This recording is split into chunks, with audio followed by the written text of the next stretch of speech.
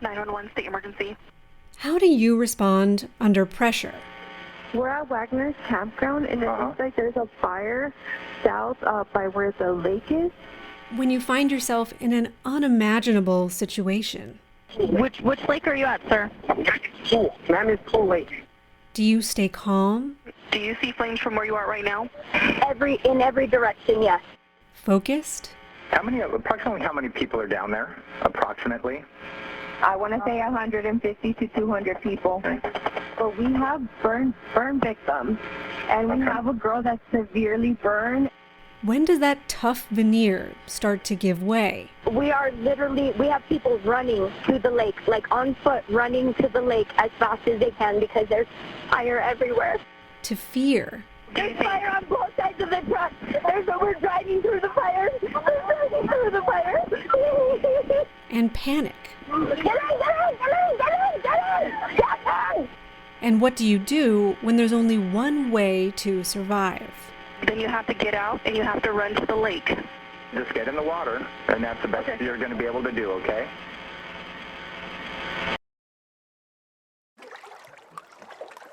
This is Escape from Mammoth Pool, a new podcast from KVPR, NPR for Central California. I'm your host, Carrie Klein, and this is the story of the dramatic rescues of hundreds of campers that had been trapped in the remote wilderness by the historic, fast-moving creek fire. Over the next few weeks, we'll piece together what happened over Labor Day weekend 2020 based on the accounts of 3 families as well as recordings of 911 calls from campers. The story begins 24 hours before those harrowing calls you heard at the beginning. Before the creek fire created chaos, before it created panic and gridlock, before parents were separated from their kids, before drivers were forced to ram through smoldering trees and hikers literally outran the flames, hundreds of people were just camping at Mammoth Pool Reservoir in the Sierra Nevada, like Carla Carcamo. We have a family tradition. For Carla, the long weekend meant one thing: huge family party. Like, really huge. Most of it is my family, and family that it's invited family.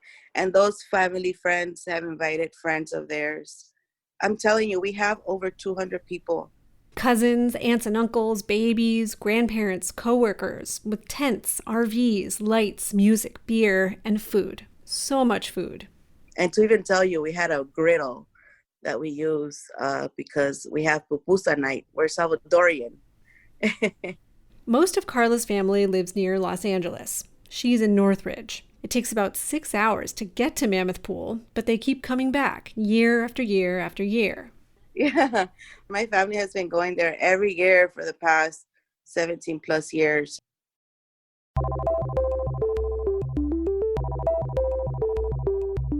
The reservoir sneaks along the San Joaquin River at the border of Madera and Fresno counties, nestled in the foothills at an elevation of about 3,000 feet. Being there, let me tell you, it's like a little piece of paradise. Cell service is patchy here, and there's only one long, winding highway in and out. Drive uphill from the lake about 2 miles on a narrow dirt road, and you'll reach the massive campground where Carla's family was staying. Like so many Sierra Nevada lakes, Mammoth Pool sparkles. Bright blue water, hills covered in a thick forest of black oaks and ponderosa pines. It's straight out of a postcard. Or at least it was, before a blazing inferno reduced it to a barren moonscape. In that first weekend, the creek fire was one of the fastest moving, most intense wildfires in California history. And yet, thanks to the National Guard, and to normal, everyday people not thinking twice about being heroes, everyone camping that weekend survived. This is the story of how 242 people and 16 dogs escaped Mammoth Pool Reservoir.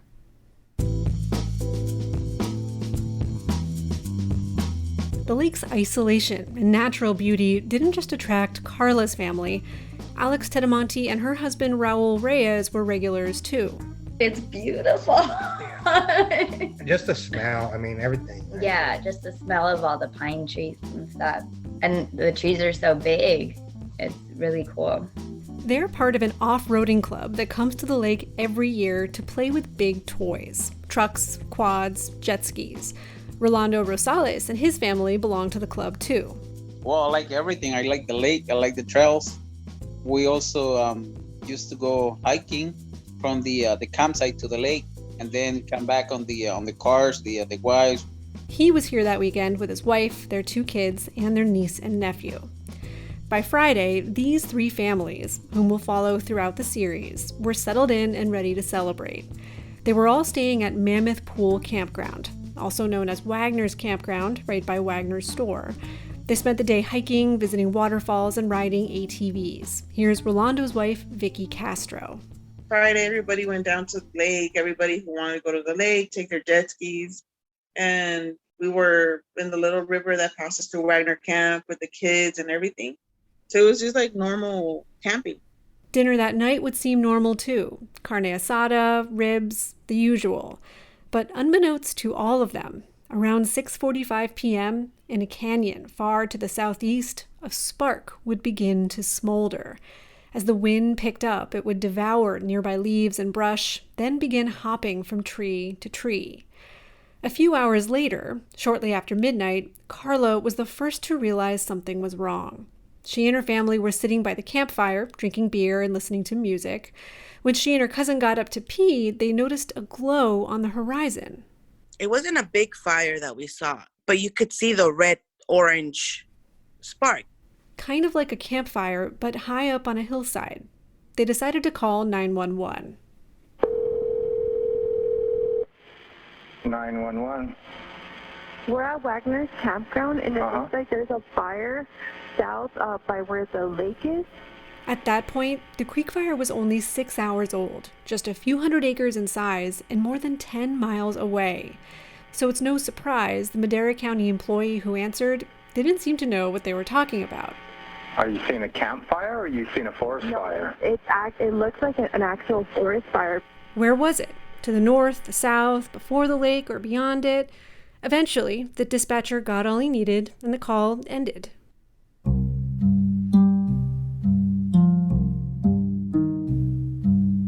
So Carla and her cousin went to sleep, shaken, but relatively reassured that the fire wasn't coming for them that weekend. There were hundreds of people camping here over Labor Day.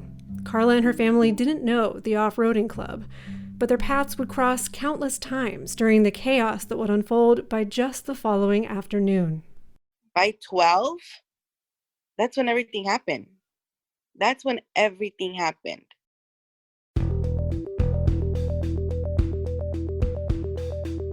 By the time everyone woke up on Saturday, there had been a shift. So when I woke up, I did notice it was kind of cloudy. The sun was kind of like orange color. The sky was orange and there was ash, like big pieces of asphalt. They had misgivings. Carla asked about the fire at the general store, but the cashier said it was too far to be a threat. The fisherman at the lake said the same thing when Rolando rode to the dam to scope it out. And Alex, at breakfast, she made a prophetic joke. And I said like the most regrettable thing I think I'll ever say in my whole life. It was her 31st birthday, and she blames the mimosas. I said, if there's anything here that you think is important, you better take pictures of it for insurance before you go on this hike. Looking back at it, I can't believe that came out of my mouth. I'm no fire specialist, but I'm pretty sure that Alex didn't cause the creek fire. Nonetheless, without any warnings from the Forest Service, from the Sheriff's Office, or the camp caretakers, everyone shrugged the smoke off. Around noon, Alex, Raul, and Rolando took off on a hike with a few others. It would take around 2 hours and end at the lake, where the rest of their group would be waiting with grills, beer, and jet skis, ready to party for the rest of the day. But around an hour in, it was clear something was amiss. As the terrain opened up around them, they began to see spot fires on distant hillsides. And embers coming out of the sky now. Nothing very alarming. They looked, about 2-3 miles away. Then the fires got bigger and closer. So you're actually seeing flames, not just the smoke? No, Correct. the Yes. flames, yeah. By the time they reached the lake, there was no party. Most of their friends were gone, only a few trucks left at the boat launch. They were the last hikers to finish, and the leader of their off-roading group was waiting for them on a jet ski. He said there was no time to walk back to the boat launch. On a little 2-seater jet ski. He's like, come on guys, we gotta go. And I was like, with the dog? Because I have my 6-month-old puppy. He's like, we got to go now. They and their puppy rode back to the boat launch, then hopped in a friend's truck. As they drove the windy 10 minutes back to the campsite, the patches of fire began closing in. Across the lake, a chilling sight. There was people camping, I guess, Somewhere all through out there. here. So now we're seeing them like, Tearing around the lake. yeah, in the trailer and all going probably, I don't know, 50, 60, I don't know. They were almost like they're escaping the fire themselves. Those folks probably made it home, but Alex and Raul were too late. Within minutes, they and the others would find out that they were stranded with only one way to go. Around this time, the creek fire was already creating its own weather system. Enormous plumes of smoke, known as pyrocumulonimbus formations, that looked like volcanic eruptions. They shot so high into the atmosphere that airplane passengers were snapping stunning photos of them over the wings. But back at the campground, Carla didn't have the wide-open perspective from the lake or from thousands of feet in the air. Her family had spent late morning and part of the afternoon at the creek, just a few hundred feet from their tents. We were just chilling, just sitting in the river, talking and enjoying and drinking. It was just after lunch when Carla made the short walk back to her tent and finally noticed the hillside. Walking back to where we were sitting, I remember looking to my left and I looked up, and Carrie, the fire was on the mountain top. You could see the fire. You could see the flame. She ran back and grabbed her aunts and uncles, everyone who was still at the creek. And then by the time we got up from the water and we headed to the campground, one of the people that worked for the Wagner store, she looked frantic.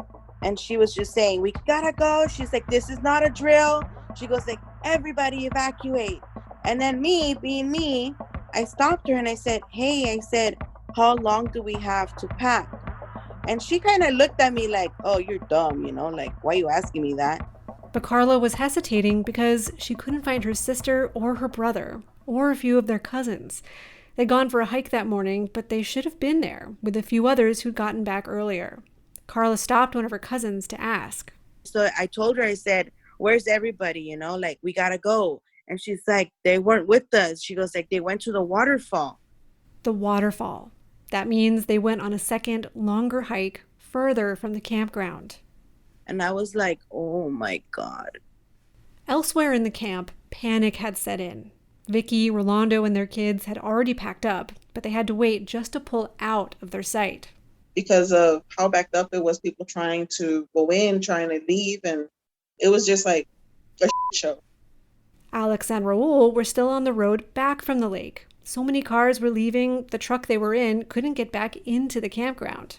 Everyone's screaming at her like, go, go, go. Cars are honking behind us, but she can't go because literally they will not stop pulling out. So began a frantic exodus out of the mountains. The lucky ones beat the fire along the winding highway back to North Fork or Fresno or Madera. But for hundreds of others, including these 3 families, that route was impossible, blocked by flames and fallen trees. Desperate for a way out and for hope, 911 calls would start pouring in. And eventually, dispatchers would give everyone the same advice. Get to the lake. And if it got bad enough, get in the water. In the next episode, the gut-wrenching decisions these families had to make about what and who to bring to the lake. Once we're in the car and we're going, I just let it all go. Yeah. I started screaming, crying. When I saw the fire, 4 cars behind us, I told the kids, get ready to run. We were just like, we gotta go. Get in the car, That's coming up next week on Escape from Mammoth Pool. Escape from Mammoth Pool is reported and produced by me, Carrie Klein, and edited by Alice Daniel. Music by Kevin MacLeod and music help from Benjamin Boone. Web support from Alex Burke. This has been a production of Valley Public Radio, NPR for Central California. Thanks for listening.